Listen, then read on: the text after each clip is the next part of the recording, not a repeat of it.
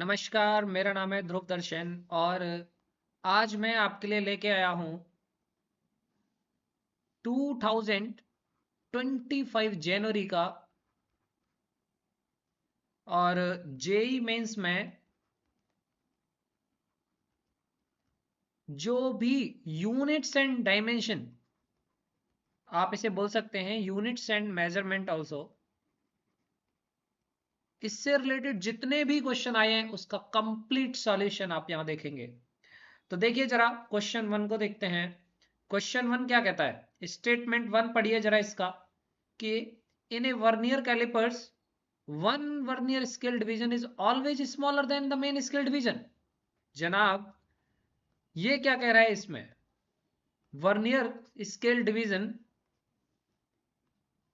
Vernier scale division क्या हमेशा छोटा होता है वन मेन स्केल डिवीजन से? जी हाँ। देखिए कैसे, इस टाइप का कुछ आपने पढ़ा होगा। ये मेन स्केल बनता है और ये होते हैं संख्या में 9, 0 1 2 3 4 5 6 7 8 एंड 9। और उतने में नीचे आप देखोगे कि 10 वर्नियर स्केल बना दिए जाते हैं। ये वर्नियर स्केल वो वर्नियर स्केल है, ये वर्नियर कैलिपर्स वो वर्नियर कैलिपर्स है जो जनरली आप लैब में यूज करते हो। तो वहां पे 9 मेन स्केल डिवीजन बराबर होते हैं 10 वर्नियर स्केल डिवीजन के। तो ऑब्वियसली एक वर्नियर इससे छोटा ही होगा। तो प्यारे बच्चों, पहला स्टेटमेंट तो ठीक ही है। तो अब देखिए जरा दूसरा स्टेटमेंट क्या कहता है। दूसरा कहता है vernier constant is given by main scale multiply by the number of vernier scale division. गलत, क्योंकि वर्नियर कांस्टेंट का मतलब क्या होता है? वर्नियर कांस्टेंट का मतलब होता है, आप लीस्ट काउंट कह दीजिए इसे, लीस्ट काउंट मतलब आप वन मेन स्केल डिवीजन में से आपको एक वर्नियर स्केल डिवीजन लेस करना होगा, यही होता है वर्नियर कांस्टेंट। सो लीस्ट काउंट क्या हो गया? लीस्ट काउंट यहां पे जो इसमें बोल रहा है कि वर्नियर कांस्टेंट में मेन स्केल में डिवीजन करना पड़ेगा वर्नियर का, जो कि गलत है भैया, यहां पे सब्ट्रैक्शन होता है। सो प्यारे बच्चों, ये रहा आपका पहला क्वेश्चन। तो इसमें दूसरा स्टेटमेंट गलत हो गया। तो अब देखिए जरा कौन सा ऑप्शन हम यहां पे टिक करेंगे। बोथ स्टेटमेंट आर फॉल्स, गलत। First is true, second is false, correct. तो यहां पे आपका ऑप्शन आया टू, ऑप्शन रहेगा two, that's it.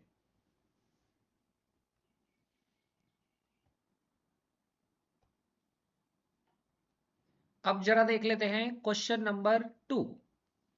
Question number two में पूछा जा रहा है maximum percent error in the measurement of density of wire. अरे भैया वायर होता है ये, इसका एरिया हो गया पाई आर स्क्वायर, लेंथ हो गई एल। ओके, अब इसकी डेंसिटी का मैक्सिमम परसेंट एरर पता करना है। तो डेंसिटी देखिए, मास अपॉन होता है वॉल्यूम, और यहाँ पे वॉल्यूम आएगा pi R square L. So delta rho upon rho will be delta M upon M two delta R upon R और डेल्टा एल अपॉन एल, इस तरीके से। बट यहां पे बात हो रही है परसेंटेज एरर की। सो आप यहां पे क्या करिए जी, 100 का मल्टीप्लाई कर दीजिए दोनों तरफ, तो यहां पे ये परसेंट में कन्वर्ट हो जाएगा। तो जरा देखिए डेल्टा एम मीन्स यहां पे कितना दे रखा है, 0.003 अपॉन ये है डेल्टा एम, और यहां पे हम लेंगे एम। सो प्यारे बच्चों, दिस इज 060 प्लस यहां पे this is delta R, radius में ये दे रखा है यहां पे error. So 0.01 upon 0.50 because this is r, or here this is the length and this is the absolute error in length, so that's why this will be 0.05 upon this will be 10.00. By mistake it is comma here. This is the point. Okay. So प्यारे बच्चों, as you are feeling here, now this how we will solve. This is very easy to handle. कैसे? आप यहां से ये zero हटाइए, ये point हटा दीजिए और यहां पे एक जीरो बढ़ा दीजिए। मेरे कहने का मतलब है ऊपर नीचे 1000 का मल्टीप्लाई कर दीजिए। इस तरीके से ये बना, इस पॉइंट के बाद 2 जीरो, इस पॉइंट के बाद दो डिजिट, इस पॉइंट के बाद भी 2 डिजिट, तो डायरेक्टली हटा दीजिए इसे। ओके, आप यहां पे देखेंगे कि ये कितना आ गया, ये आ गया 3 2 जा 6, सो 1 अपॉन 200 प्लस 1 अपॉन 50 प्लस, अगर आप यहां पे 100 का मल्टीप्लाई ऊपर करते हैं और 100 का मल्टीप्लाई नीचे करते हैं, तो आप पाओगे ये 5 अपॉन कितना हो गया, ये हो जाएगा 1000। अब जरा इसे सॉल्व करो, 1000 यहां पे एलसीएम ले लो और दिस बनेगा, this will be 5, okay, this will be 20 और दिस विल बी 5। प्यारे बच्चों जरा देखिए, यहां पे हम कहेंगे ये आ गया 30 अपॉन 1000, यहां से ये कैंसिलेशन हो जाएगा, बट यहां पे एक 100 ऑलरेडी मल्टीप्लीकेशन में चल रहा है, एक ऑलरेडी मल्टीप्लीकेशन में चल रहा है, तो ये यहां से कैंसिल हो गया। और जरा देखिए एक ये 2 हम इधर भी भूल रहे थे, ये 2 यहां पे 2 एक भूल रहे थे। ओके, सो ये बनेगा कितना, ये 40 हो जाएगा, यहां पे 40 हो जाएगा, ये मिस्टेक है, जरा इसे जरा डाइजेस्ट करिए। सो ये कितना हो गया 50। ओके, सो इस तरीके से पाओगे कि ये तो आया 5% आंसर, और हमारा ऑप्शन कौन सा करेक्ट हो गया, ऑप्शन हो गया 2 करेक्ट। Okay, thank you. अब चलते हैं नेक्स्ट क्वेश्चन पे। क्वेश्चन 3 कहता है कि हमें कैपेसिटेंस, कैपेसिटेंस यहां पर डिनोट किया जा रहा है, इसकी डायमेंशन f बताई जा रही है। कैपेसिटेंस को हमें लिखना है m l t and c के फॉर्म में, जहां पे बताया है m mass, l length, t time and c charge है भैया। तो जरा देखिए कैपेसिटेंस होता है c equal to Q upon V, यहां पे तो c को ये डायमेंशन लिखेंगे तो f होगी इसकी, q चार्ज की डायमेंशन यहां पे जो भी है अभी देखेंगे, बाद में लिखते हैं। सो ये है वोल्टेज, पोटेंशियल डिफरेंस।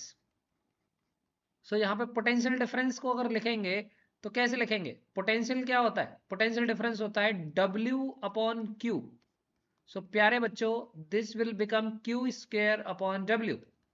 अब जरा देखिए Q स्क्वायर, यहां पे वर्क डन की हमेशा डायमेंशन लिखी जाती है ml2 t-2।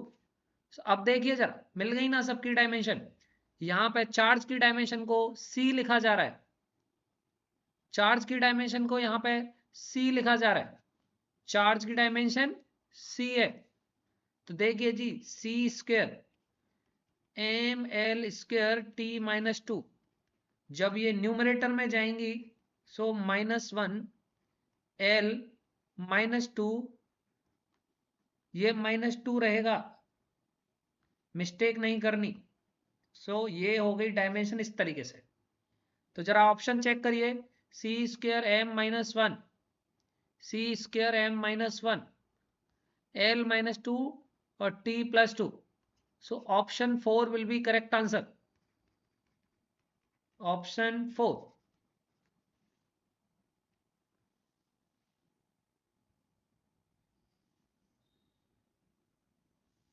अब जरा देखिए फोर्थ क्वेश्चन।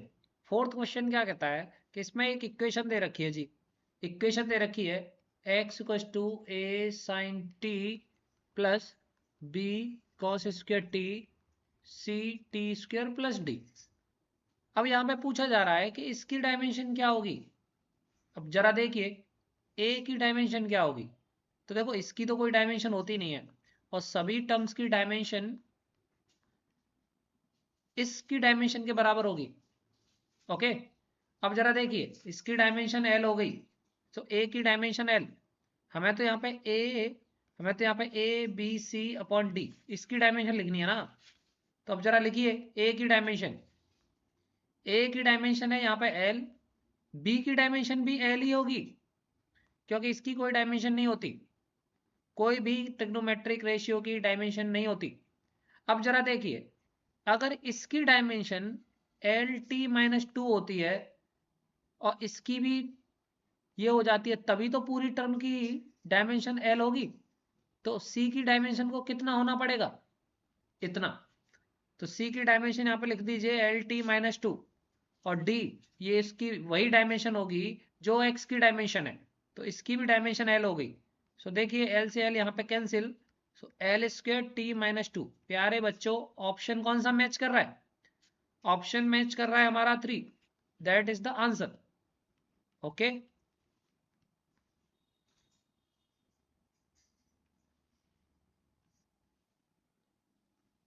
प्यारे बच्चों क्वेश्चन नंबर 5 में आपको इधर क्वांटिटीज दे रखी हैं और उधर मैचिंग पूछी है किसके साथ इनकी मैचिंग होगी, इनकी डायमेंशंस भी दे रखी हैं लिस्ट 2 में यहाँ पे। तो अब जरा देखिए इनकी डायमेंशंस को कैसे लिखेंगे।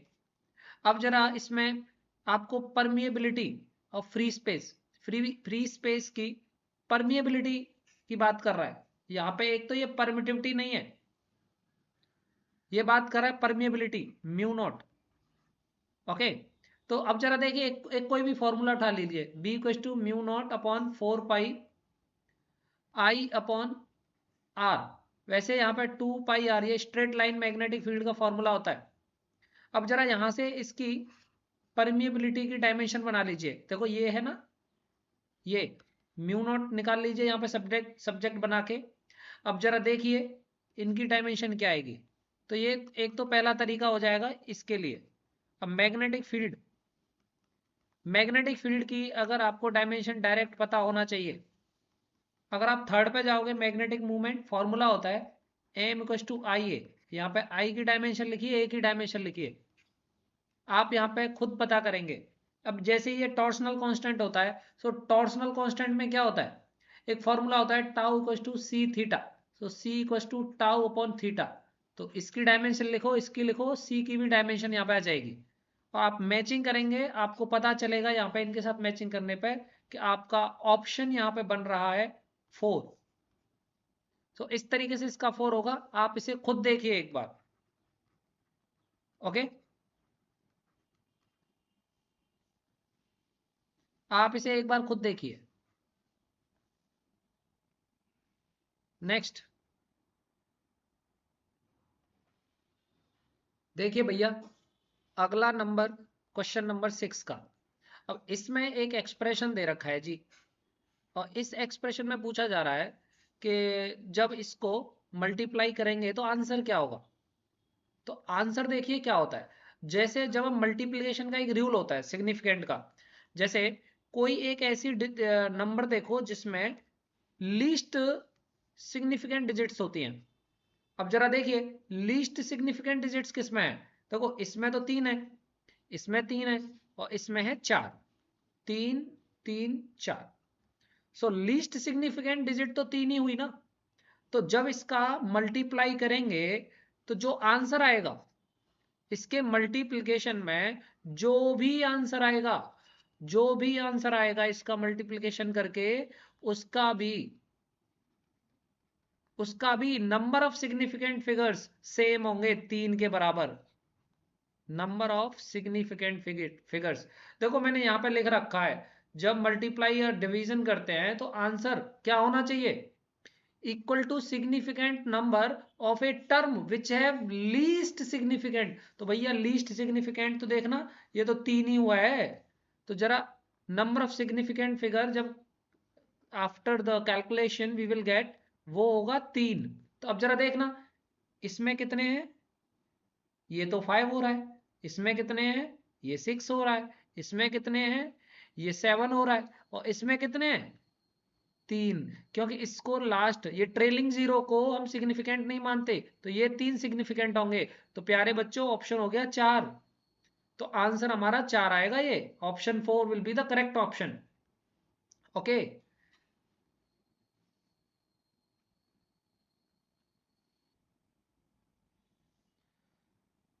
सातवां क्वेश्चन कहता है कि एक स्क्रू गेज है जी, और इसकी लीस्ट काउंट दे रखी है।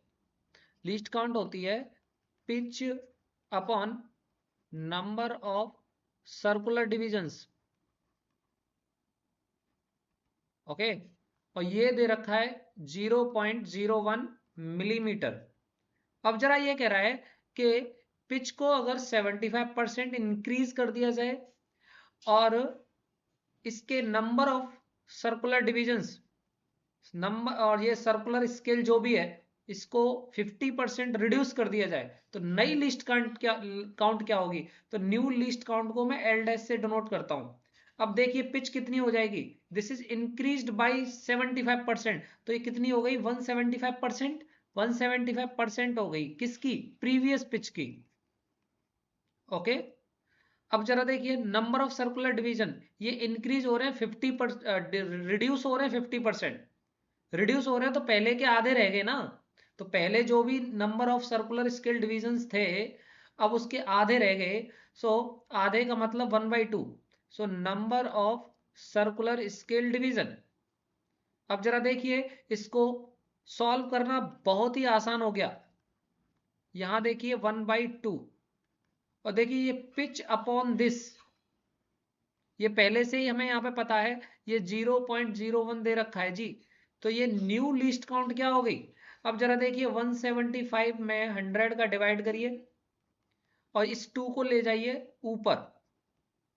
ओके, तो जब आप इसे सॉल्व करोगे ये क्या हो गया 0.01, और ये मिलीमीटर में चल रहा है। 0.01 ये चल रहा है मिलीमीटर में, अगर आप इसको रिमूव करोगे तो यहां पे आ जाएगा 100। ओके, अब आप इसे सॉल्व करिए जरा। सॉल्व करने पर आप पाओगे ये आ रहा है 35 इंटू 10⁻³ तो यहाँ पे ये जो क्वेश्चन में दे रखा है ना, तो ये थोड़ा सा प्रिंट मिस्टेक है, यहाँ पे -3 होना चाहिए। ओके, यहाँ पे ये -3 होगा। ओके, तो यहाँ पे कितना आ गया 35। ओके, तो 35 will be the answer.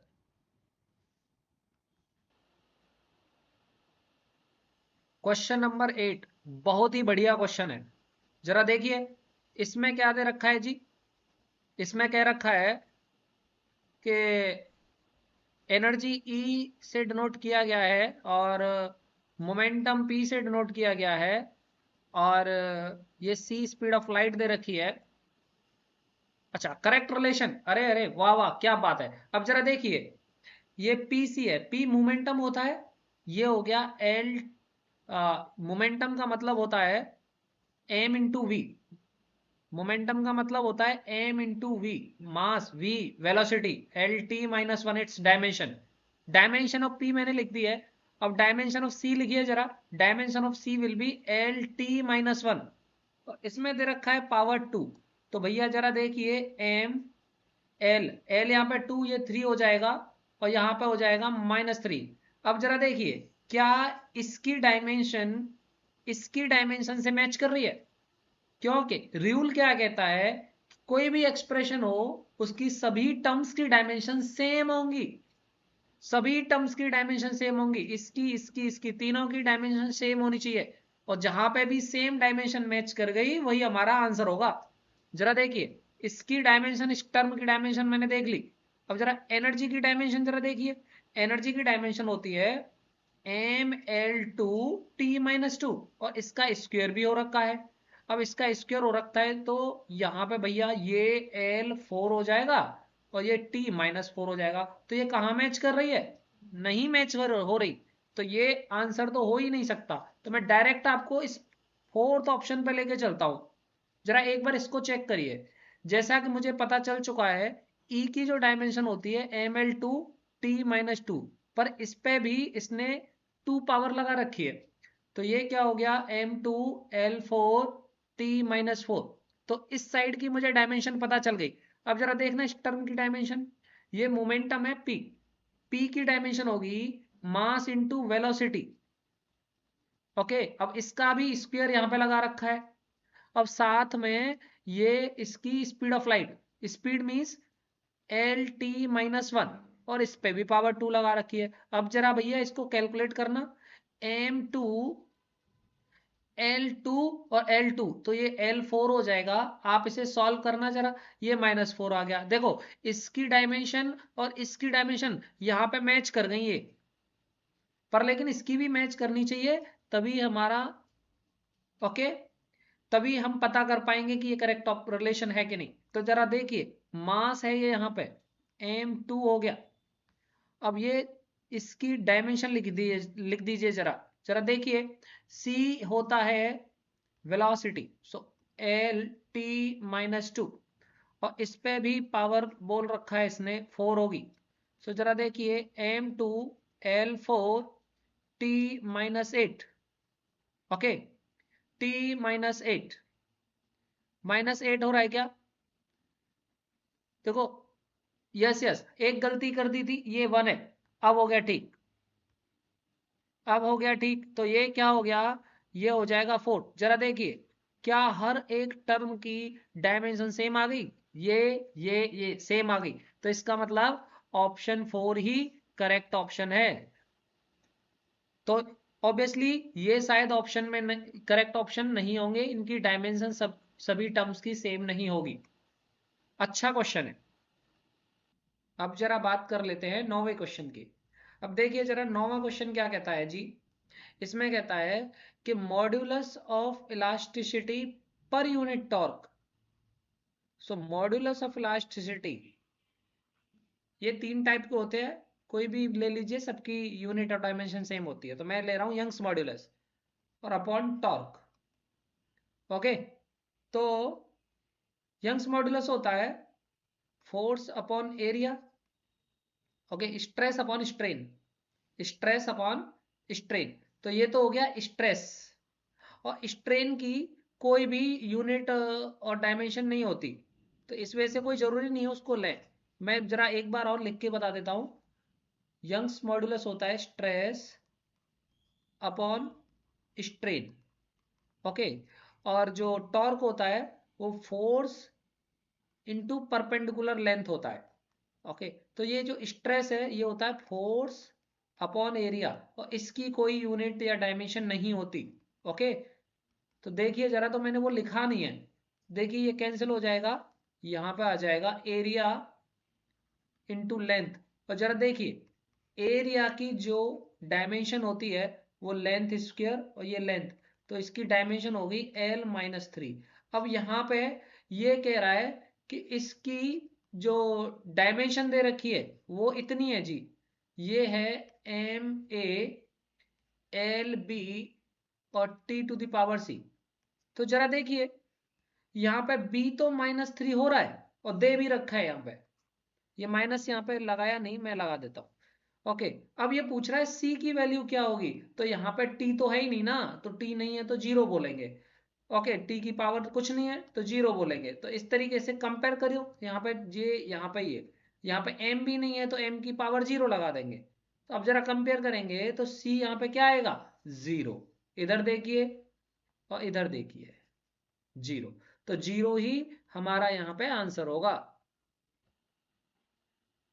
10वां question देखिए जी, angular impulse, latent heat, electric resistivity and electromotive force, ये लिस्ट 1 में दे रखे हैं, और इनके डायमेंशन लिस्ट 2 में दे रखे हैं। तो इनको मैच करिए जरा। तो एंगुलर इंपल्स जो होता है वो होता है, यहां से इसकी डायमेंशन देखोगे तो ये एंगुलर इंपल्स, ये लेटेंट हीट, और ये इलेक्ट्रिकल रेसिस्टिविटी, और ये इलेक्ट्रोमोटिव फोर्स। प्यारे बच्चों, ये डायरेक्ट मैंने दे रखी है, अदरवाइज आप इनके स्टैंडर्ड फॉर्मूला यूज करके इनकी डायमेंशंस भी निकाल सकते हैं। कैलकुलेशन लंबी हो जाएगी, इसलिए डायरेक्ट मैंने लिखा है यहाँ पे। तो जरा देखिए इसका जो आप देखेंगे मैचिंग हो रही है, तो ये ऑप्शन 1 से मैचिंग हो रही है, A3। ओके, ऑप्शन 1 से मैचिंग हो रही है यहाँ पे। ओके, इस तरीके से आपका 10वां क्वेश्चन भी हो जाता है। प्यारे बच्चों, ये 11th क्वेश्चन है और इसमें आपको दे रखा है, इसमें आपको दे रखा है कि ये एक बार मैग्नेट है और इसमें इसकी लेंथ दे रखी है 20 यूनिट। पता नहीं 1 यूनिट में कितने मीटर, कितने सेंटीमीटर, कितने मिलीमीटर है, कुछ नहीं पता, यूनिट्स बोल रखा है बस। और यहां से एक्सियल पॉइंट की डिस्टेंस भी दे रखी है। We will not say this axial point, we will say this is equatorial point, this is P point is equatorial point. So यहाँ पे पूछा है रिलेटिव अनसर्टेनिटी भी लेंथ में दे रखी है। अब लेंथ ये नहीं बताई कौन सी वाली लेंथ, कोई भी लेंथ हो सकती है, ये फिक्स नहीं है कौन सी लेंथ, बार मैग्नेट की लेंथ या ये इस पॉइंट की लेंथ, ये कुछ नहीं बता रखा। तो इसके मैग्नेटिक फील्ड में कितनी अनसर्टेनिटी आएगी, कितने एरर होने की गुंजाइश है। तो फॉर्मूला हम करेंगे ये वाला यूज। और देखो जरा, डेल्टा बी अपॉन बी, ये तो फिक्स हो जाता है, ये तो ये तो डायपोल मोमेंट की स्ट्रेंथ है जो कि इसकी फिक्स रहेगी, इसमें कोई गलती नहीं होनी। अब जरा देखना, डेल्टा आर अपॉन आर, और यहाँ पे आर की पावर 3 है, सो ये यहाँ पे आ जाएगा 3। और ये एक लेंथ है, ये एक लेंथ है जो कि इसको डिनोट कर रहे हैं यहाँ पे, ये यहाँ पे ये डी आर है। तो इस तरीके से इसमें 1% एरर आ गया। सो इस तरीके से ये 3% हो गया। लेकिन अगर आप देखें, अगर आप देखें कि अगर इस बार मैग्नेट की लेंथ को मेजर करने में अगर कोई भी एरर आ गया, तो ऑब्वियसली इस पॉइंट P पे मैग्नेटिक फील्ड चेंज हो जाता है। तो इसकी जो डिस्टेंस है, इसमें तो इतना मैक्सिमम एरर आ सकता है। लेकिन अगर इसकी लेंथ मेजर करने में भी अगर हमें कोई भी एरर आया, तो ऑब्वियसली इस पॉइंट P पे मैग्नेटिक फील्ड इफेक्ट होगा। तो मैक्सिमम कितना इफेक्ट आएगा, तो मैक्सिमम के लिए हमेशा ऐड किया जाता है, सो L अपॉन L।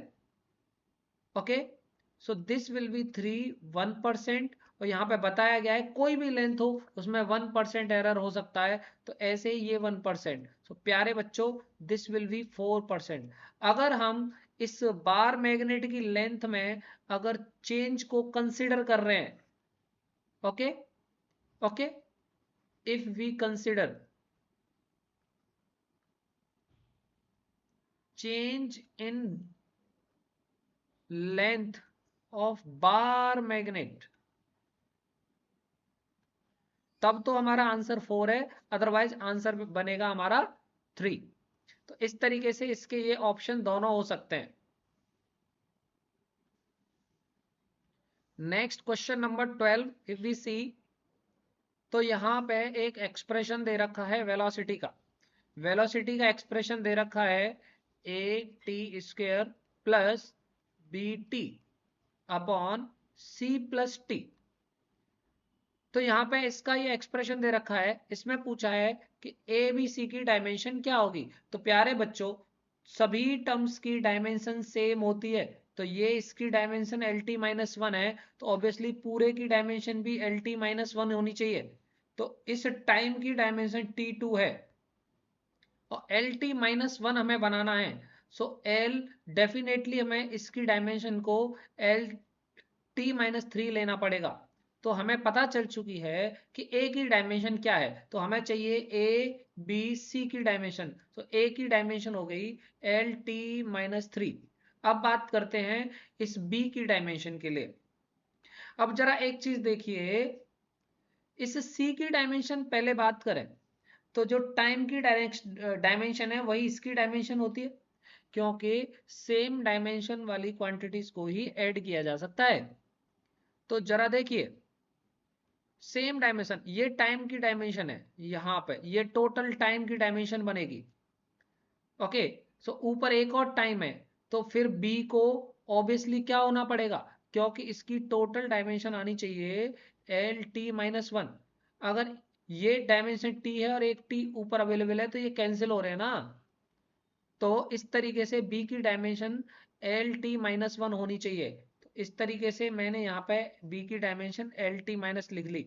अब इस c की डायमेंशन क्या होगी, अब c की dimension as already told, this c will be time, because time में ही टाइम जोड़ सकते हो आप, तो इसकी भी डायमेंशन t होगी। जरा कैलकुलेशन करिए इसकी, तो कैलकुलेशन करने पे आप पाओगे कि l यहाँ पे कितने हो रहे हैं 2, और t यहाँ पे कितने हो रहे हैं, t यहाँ पे हो रहे हैं -4 और एक +4 +1, तो ये हो रहे हैं -3, और m यहाँ पे दूर दूर तक कहीं है नहीं, तो इसकी 0 पावर हो जाएगी। तो अब जरा देखिए ये ऑप्शन मैच कर रहा है 1, इस तरीके से हमारा आंसर आ गया।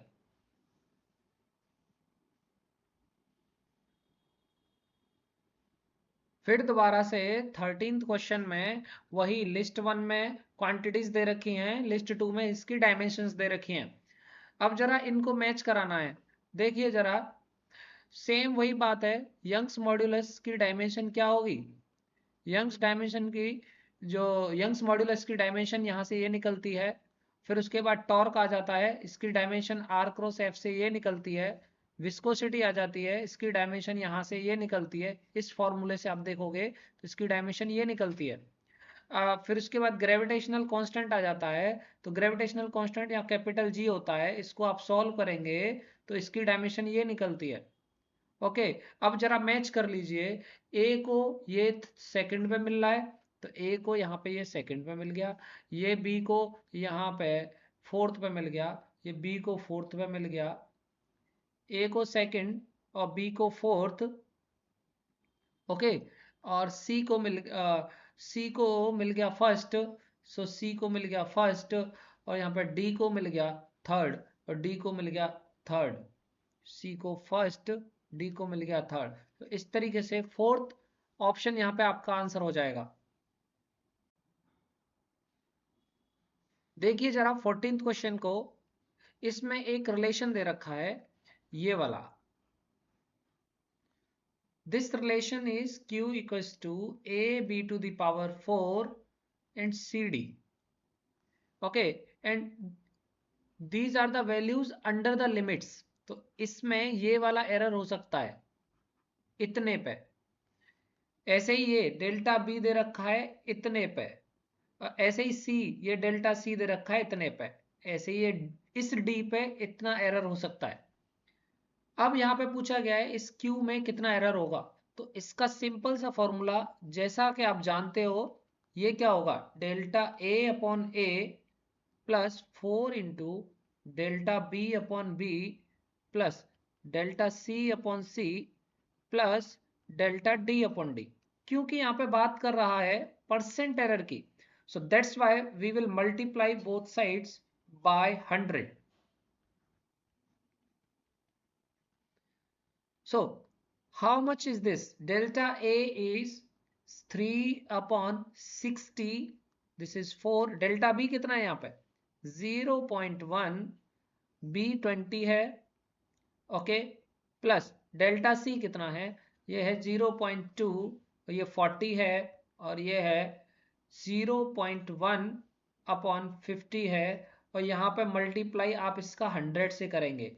इसका कैलकुलेशन थोड़ा बहुत होगा, पर मुझे लग रहा है इसका यहाँ पे आंसर आना चाहिए 77 अपॉन 1000। ओके, सॉल्व करिए इसे, है ना, सॉल्व एंड चेक आंसर। हो सकता है x इक्वल्स टू 77 आपका आंसर आए। ओके, जरा चेक करिए इसे। अब ये 15th क्वेश्चन देखिए, इस 15th क्वेश्चन में आपको बता रखा है कि एक टाइनी मेटेलिक रेक्टेंगुलर शीट है, लीजिए एक रेक्टेंगुलर मेटेलिक शीट ले लीजिए। ओके, रेक्टेंगुलर मेटेलिक शीट ले लीजिए आप।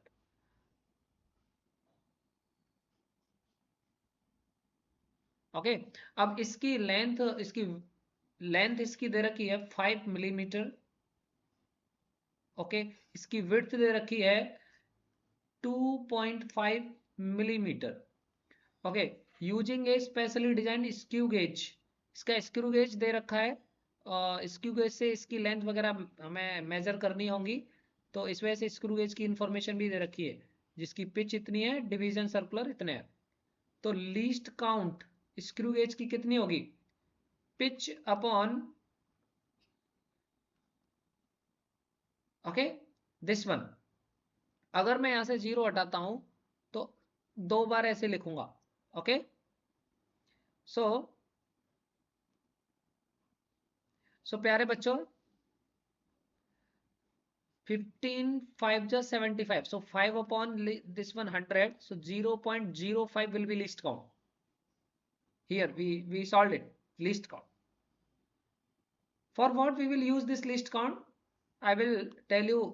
Okay, you listen carefully. यहाँ पे कह रखा है यूजिंग, आपको बताना है, you are asked to find area of sheet. Sheet का एरिया फाइंड करना है जिसमें मैक्सिमम फ्रैक्शन कितना होगा। देखो जी, इसका ये जो एरिया निकालना है, तो एरिया का फॉर्मूला क्या होता है भाई, length into width. So area में जो फ्रैक्शनल एरर आएगा वो डेल्टा, वो क्या आएगा, delta L upon L plus delta W upon W. So इस तरीके से, अब जरा देखिए, ये डेल्टा एल कितना हो गया जी। अब इसमें लेंथ में जो एरर आ सकता है, ओके, वो लीस्ट काउंट के बराबर एरर आ सकता है। तो आप इसे लिखेंगे 0.05, इससे ज्यादा एरर पॉसिबल नहीं होता। प्लस विड्थ में कितना एरर आ सकता है, वो भी एक लेंथ है और इसमें लीस्ट काउंट से ज्यादा एरर नहीं आ सकता, 0.05। और विड्थ इसकी दे रखी है, ओके, लेंथ तो 5 है, तो हम यहाँ पे ये वाला 5 रखेंगे, लेंथ 5 और विड्थ इसकी 2.5। अब आप इसका मल्टीप्लाई करिए ऊपर नीचे, इस डेसिमल पॉइंट को हटाने के लिए, तो 5 upon 500 plus 5 upon, okay, 5 upon 250, ऊपर नीचे 4 का मल्टीप्लाई कर दीजिए, ऊपर नीचे 2 का मल्टीप्लाई कर दीजिए। जरा देखिए कितना आ रहा है, 10 अपॉन 1000, ये कितना आ रहा है 20 अपॉन 1000, ये कितना हो गया 30 अपॉन 1000। तो इस तरीके से ये कैंसिल करो जरा, यहां से ये कितना आया 3 अपॉन 100। सो प्यारे बच्चों, इस तरीके से जो x की वैल्यू है ना, देखिए जरा, x की जगह पे क्या आ रहा है 3 आ रहा है, ये हो जाएगा आंसर। सो इस तरीके से हमने जनवरी 2025 में आए हुए यूनिट्स एंड मेजरमेंट के चैप्टर से जो भी क्वेश्चंस आए हैं वो हमने इस तरीके से कंप्लीट कर लिए। इस सीरीज में मैं सारे चैप्टर वाइज जनवरी 2025 के क्वेश्चंस यहाँ पे अपलोड करूंगा। आप सब लोग जुड़े रहिए, और कोई भी आपको अगर कहीं पे किसी भी जगह पे आपको प्रॉब्लम आ जाती है समझने में, तो आप कमेंट में लिख दीजिए, मैं आपका रिप्लाई वहां पे कर दूंगा। Thank you so much.